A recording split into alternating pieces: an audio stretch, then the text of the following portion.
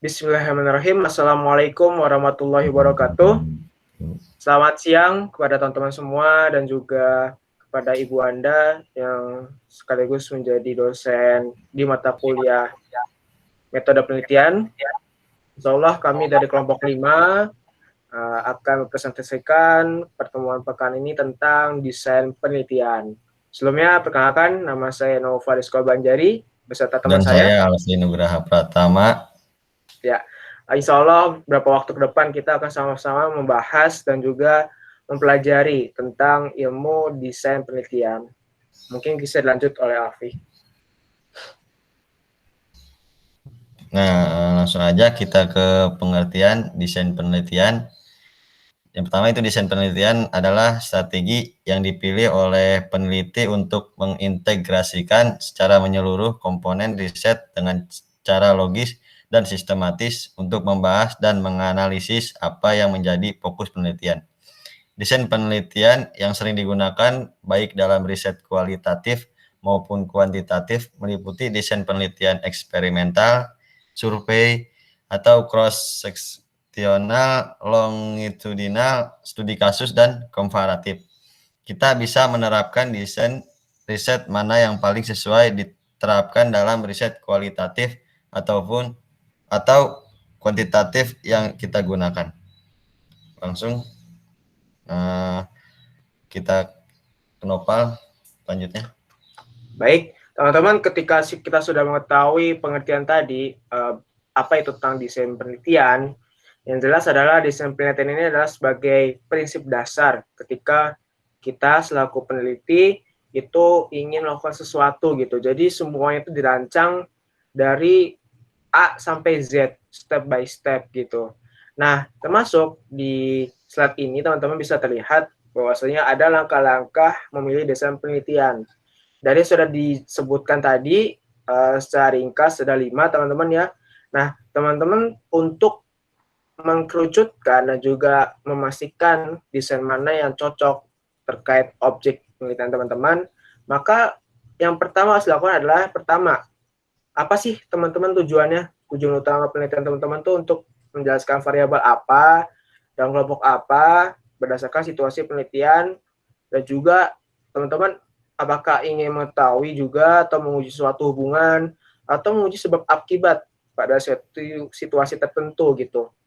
Dari sini ketika kita sudah merinci tujuan utama kita apa, variabel kita apa gitu, dan itu akan berpengaruh nanti kepada desain penelitian mana yang akan teman-teman pilih nantinya.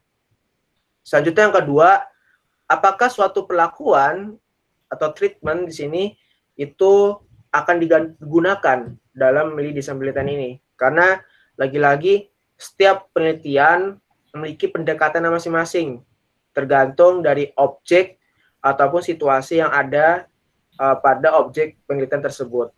Yang ketiga, jika ya, apakah treatment tadi yang sudah teman-teman dekati ataupun lakukan itu akan dikontrol oleh peneliti. Ini sangat rinci sekali. Kemudian sampai keempat, apakah sampel akan dikenai pretest sebelum treatment? Ini lagi-lagi ketika teman-teman sudah membuat sebuah hipotesis sebelum ada penelitian yang teman-teman lakukan gitu. Maka sampel ini nanti akan diuji terlebih dahulu sebelum ada treatment tadi. Kemudian yang kelima, apakah sampel tersebut akan diseleksi secara random? Ini kalau misalkan kita menggunakan metode random sampling ya. Jadi sampel-sampel itu kita ambil secara acak nantinya gitu. Dan juga kita seleksi untuk kita jadikan sebagai bahan pengolahan data hasil penelitian nantinya. Yang keenam, apakah sampel akan diteliti sebagai satu kelompok atau dibagi menjadi beberapa kelompok? Dan ini yang penting nantinya berpengaruh pada hasil pengolahan datanya. Apakah nanti kita dalam menyimpulkan hasil penelitian tersebut, apakah itu bisa dijadikan satu kelompok kesimpulannya atau menjadi beberapa kelompok yang itu tidak bisa distandarisasikan ataupun disamaratakan gitu terhadap kelompok-kelompok yang teman-teman akan tentukan nantinya. Nah, selanjutnya di langkah keduanya nih ya. Nah, teman-teman langsung juga di sini teman-teman juga harus menentukan berapa sih beserta kelompok yang akan diteliti. Jadi cakupannya, luasannya, teman-teman, apakah nih kalau misalnya teman-teman pakai nanti desain penelitian studi kasus, teman-teman akan menggunakan studi kasusnya apakah tingkat RT RW, tingkat desa, tingkat kecamatan, tingkat kota atau kabupaten, atau provinsi, bahkan nasional, teman-teman harus tentukan berapa skala besarannya. Karena itu akan mempengaruhi bagaimana metode penelitian yang akan teman-teman tentukan, dan juga desain penelitian apa yang cocok untuk teman-teman jadikan sebagai desain penelitian teman-teman semua. Yang ke-8, berapa jumlah masing-masing kelompok, juga tadi masih ada kaitannya dengan yang sudah dijelaskan sebelumnya. 9, apakah setiap kelompok akan diberikan tanda secara random? Nah, ini lagi-lagi ketika kalau bisa bilang diukurnya itu dengan misalkan pendekatan jenis pekerjaan.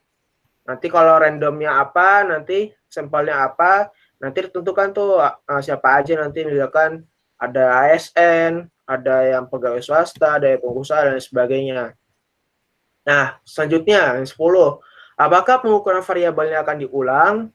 Nah, ini nanti akan tentunya akan jelas nih. Desain penelitian ini nanti akan mengukur di dalamnya, nanti teman-teman akan disebutkan juga ada desain penelitian longitudinal. Jadi dia akan ada penelitian secara berjangka, gradual, dan itu akan diulang juga gitu. Ini akan pengaruh di sini ya.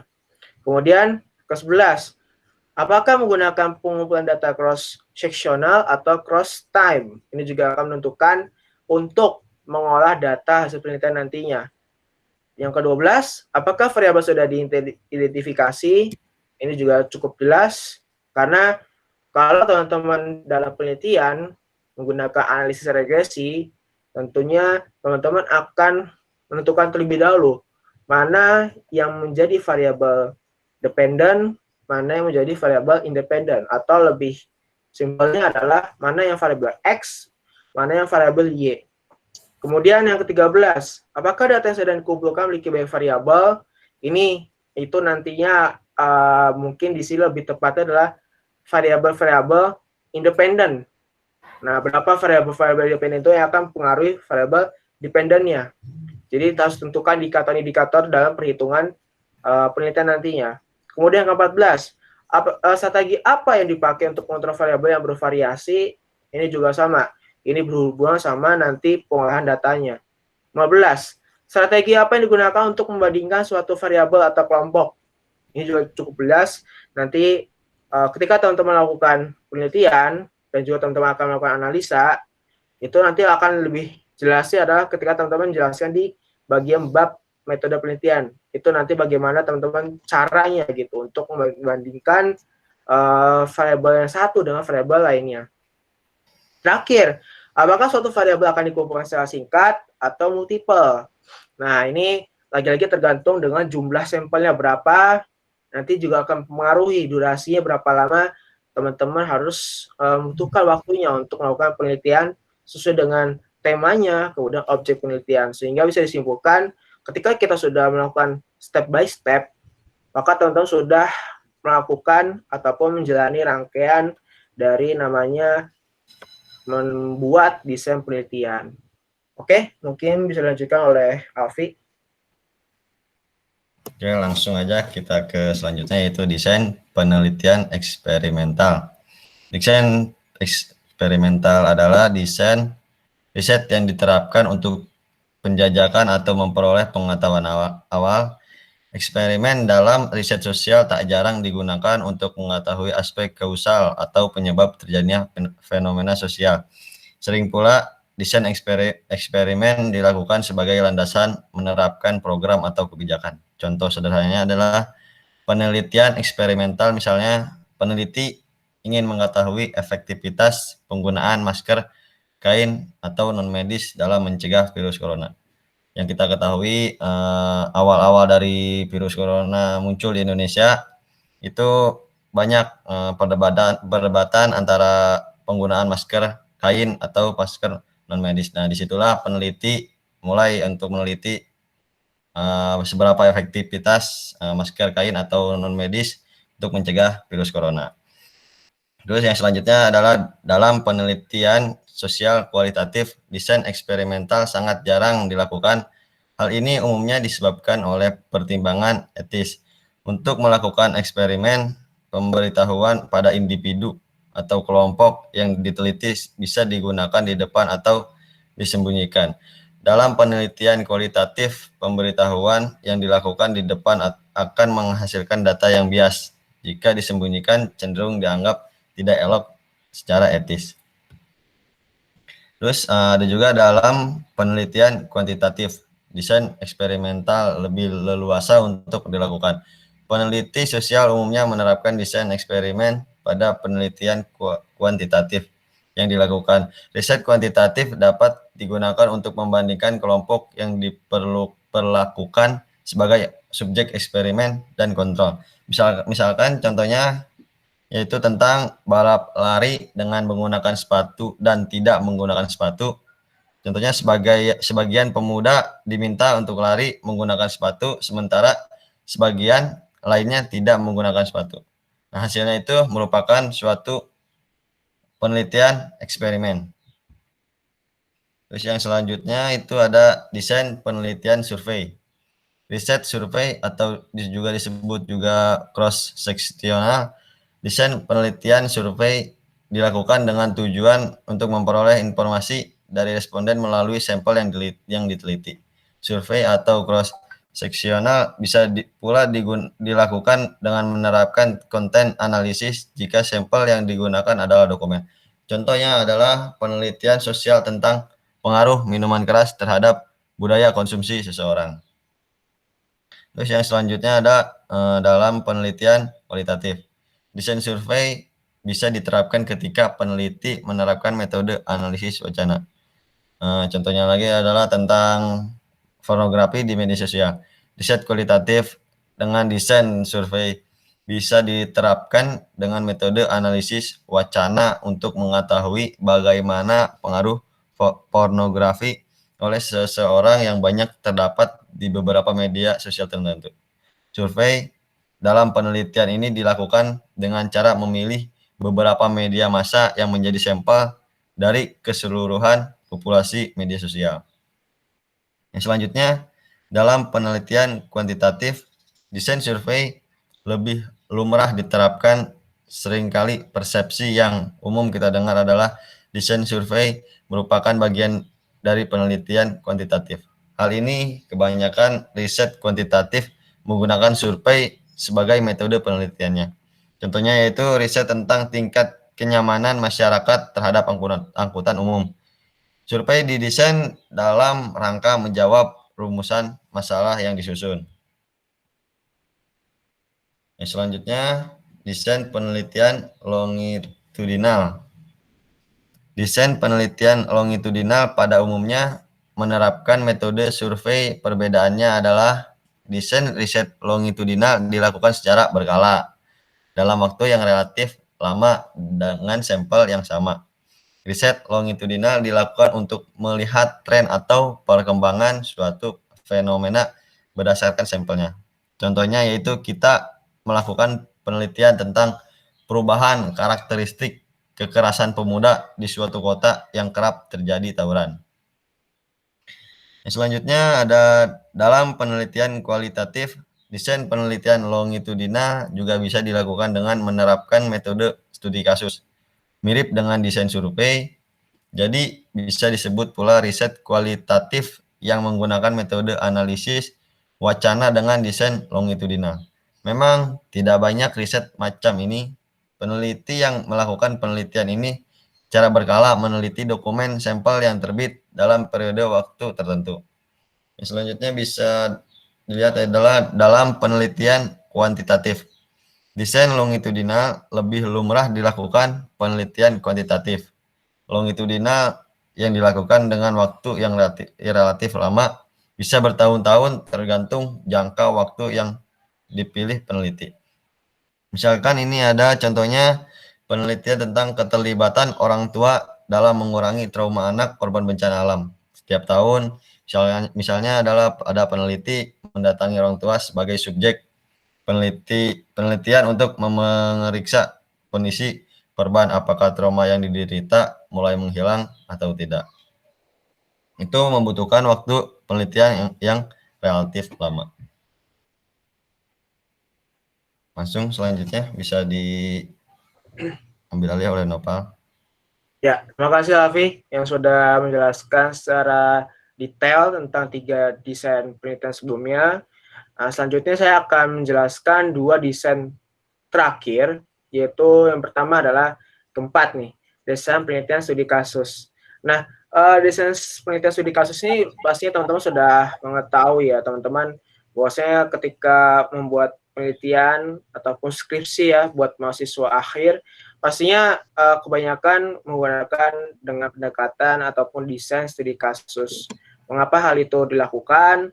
Karena memang studi kasus ini bisa dibilang lebih gampang ataupun lebih bisa diteliti lebih dalamnya dengan pendekatan kewilayahan. Nah, desain penelitian ini teman-teman ya, tujuannya sama, pastinya untuk mengeksplorasi isu-isu yang spesifik dan kontekstual secara mendalam. Nah, tadi seperti yang sudah saya sebutkan sebelumnya, bahwa saya lingkup desainnya itu sangat terbatas dan hasilnya hampir selalu tidak bisa diaplikasikan pada konteks ataupun tempat yang lainnya gitu. Jadi memang ini pendekatannya adalah dengan skala kewilayahan, misal tingkat RT, tingkat RW, tingkat desa, ataupun seterusnya bahkan sampai tingkat nasional. Nah, misalkan apa maksudnya? Misalkan penelitiannya tentang pola asuh anak di Kabupaten Bogor. Jadi kita sebagai peneliti ingin mengetahui bagaimana sih pola asuh anak yang dilakukan oleh para orang tua itu di Kabupaten Bogor gitu. Jadi skalanya di Kabupaten Bogor saja, tidak boleh ke Kota Bogor ataupun ke Kota Depok. Gitu. Nah, penelitian ini pastinya adalah menggunakan dengan desain penelitian studi kasus. Nah, ada 2 pendekatan, yaitu kualitatif ya, dan juga kuantitatif. Nah, kalau kualitatif ini teman-teman, ini sering sekali digunakan oleh para peneliti sosial ya, sosial kemasyarakatan, karena lagi-lagi memang kualitatif kan dia pengolahan datanya bukan secara non numerik ya, tidak menggunakan angka ya untuk pengolahan datanya, tetapi dia lebih kepada observasinya gitu.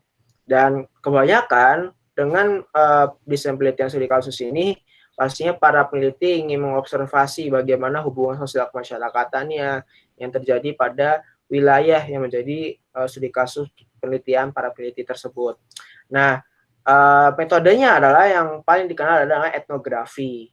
Nah, di studi kasus yang selalu ini menerapkan etnografi ini, itu sering dilakukan dengan wawancara mendalam, observasi ya, itu sebagai teknik pengumpulan datanya. Nah, fokusnya juga terbatas gitu.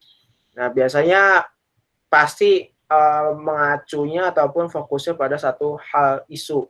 Misalkan kalau yang kami lampirkan dan kami presentasikan adalah misalkan pola konsumsi gadget di kalangan anak-anak setelah pandemi COVID-19 berlangsung gitu. Nah, maka hanya pola konsumsi gadgetnya aja nih yang kita menjadikan fokus penelitian ya. Karena memang kan saat ini kan banyak sekali ya anak-anak di rumah untuk menjalankan pembelajaran jarak jauh gitu dengan menggunakan gadget ataupun laptop gitu. Nah, selanjutnya ada juga desain penelitian kuantitatif dari desain penelitian studi kasus ini. Nah, ini saudara yang kami baca ternyata cukup jarang gitu dengan menggunakan pendekatan kuantitatif ini. Cuman umumnya adalah dia biasanya menerapkan metode survei dengan penggunaan kuesioner ya, yang jawabannya itu dalam bentuk skala Likert 1 sampai 5 atau 1 sampai 3 atau 1 sampai 4 gitu. Nah, ketika kita sudah menggunakan model jawaban seperti ini, maka sudah dikatakan sebagai kuantitatif gitu. Esensi sama aja gitu studi kasus, cuman jawabannya itu nanti dalam bentuk angka 1 sampai 5 gitu, yang itu menjelaskan interpretasi dari setiap masing-masing bobot penelitian tersebut. Misalkan bagaimana contohnya, misalkan penelitiannya tentang pola pengimplementasian ekonomi digital di desa Cibuyur yang menggunakan metode survei sebagai teknik pengumpulan datanya. Jadi tadi sebenarnya kalau dengan kualitatif tadi hampir mirip sama ya gitu. Cuma nanti ketika didetailkan gitu, oh ternyata teknik pengurusan data itu dengan survei, kuesioner gitu. Kuesionernya apa bentuknya? Ternyata dalam bentuk angka 1 sampai 5. Tapi yang kualitatif bagaimana? Ya dengan hanya menggunakan wawancara, kemudian dengan tadi observasi secara langsung di masyarakat.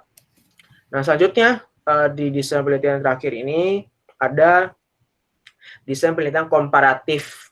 Nah, simpelnya adalah teman-teman, komparatif artinya membandingkan gitu.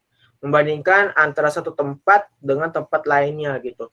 Jadi ketika ini dilakukan oleh para peneliti ini, maka bisa dibilang skala cakupan penelitiannya akan luas gitu.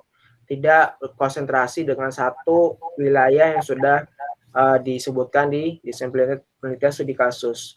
Nah, komparatif ini dia intinya adalah dia membandingkan bagaimana objek yang diteliti itu diteliti secara matang, kemudian sampai nantinya adalah menemukan perbedaan mendasarnya ada di mana sih gitu, sehingga nantinya apakah bisa kekurangan dari dua objek penelitian tersebut. Misalkan bagaimana, misalkan penelitiannya tentang perkembangan ekonomi dan keuangan syariah antara Indonesia dan Malaysia. Nah, kasus yang diteliti di sini adalah proses perkembangannya, kemajuan ekonomi dan keuangan syariah di dua negara itu seperti apa, baik Indonesia maupun Malaysia. Karena kita mengetahui bahwasanya Malaysia yang jauh lebih duluan gitu untuk membangun ekonomi dan keuangan syariah ketimbang Indonesia. Nah, selanjutnya kita juga akan mengetahui bagaimana desain penelitian kualitatifnya dan juga desain penelitian kuantitatifnya dari penelitian komparatif ini. Nah, jadi untuk yang kualitatif ini dia sama halnya dengan kualitatif studi kasus, teman-teman ya. Dia metode yang sering digunakan adalah dengan etnografi gitu. Jadi ya skala kewilayahan, cuman tadi seperti yang sudah disebutkan sebelumnya bahwasanya dia skala cakupan kewilayahan lebih luas ketimbang yang studi kasus gitu. Nah, biasanya pengumpulan datanya itu dilakukan dengan 3 cara: wawancara, observasi, dan studi literatur. Nah, ini ada penambahan di sini, studi literatur. Jadi kita juga melihat hasil penelitian sebelum-sebelumnya gitu.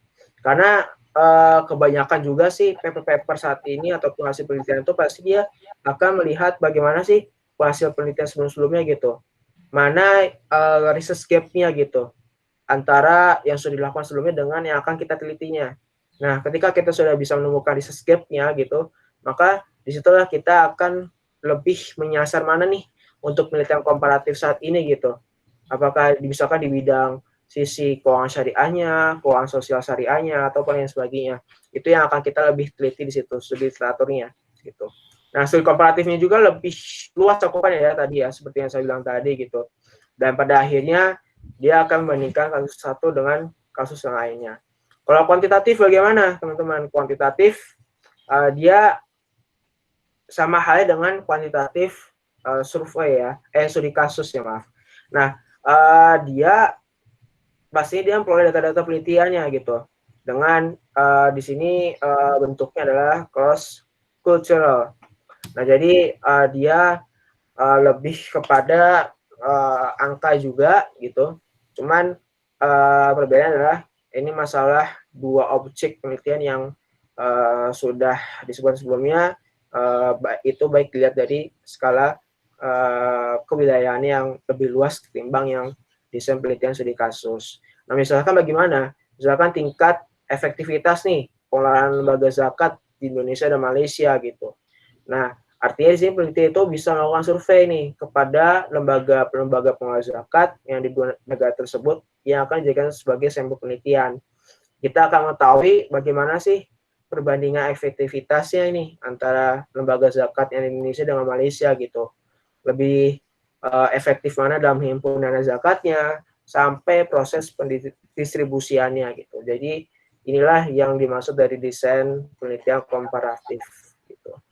Nah, jadi dari kelima desain tersebut yang sudah kami jelaskan tadi, semoga hal itu yang bisa menjadi pemantik sebelum akan ada lebih pembahasan lebih detail lagi di dalam kelas pertemuan nantinya.